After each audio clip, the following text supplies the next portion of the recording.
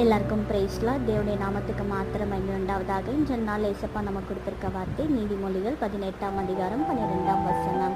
மேன்மைக்கு முன்னானது தாழ்மை. ஆமீன், ஹல்லேலூயா. இந்த நாளில் இயேசு கிறிஸ்துவ நமக்கு கொடுத்திருக்க வார்த்தை நம்ம தாழ்மையோட இருக்கணும். நம்ம இந்த நாளில் நிறைய ஆசைப்படுறேன், என்னோட வாழ்க்கையில் ஒரு மேன்மத்துவம் வேணும், என்னோட வாழ்க்கையில் ஒரு ஆசீர்வாதம் வேணும்னு சொல்லி, என் வாழ்க்கையில் ஒரு வெற்றி வேணும்னு சொல்லி நிறைய காரியத்தில் நம்ம ஆசைப்பட்டு கொண்டு இருக்கிறோம். ஆனால் நமக்குள்ள தாழ்மை இருக்குதா? ஏசப்பா அதுதான் இந்த நாளில் உணர்த்த விரும்புகிறாங்க.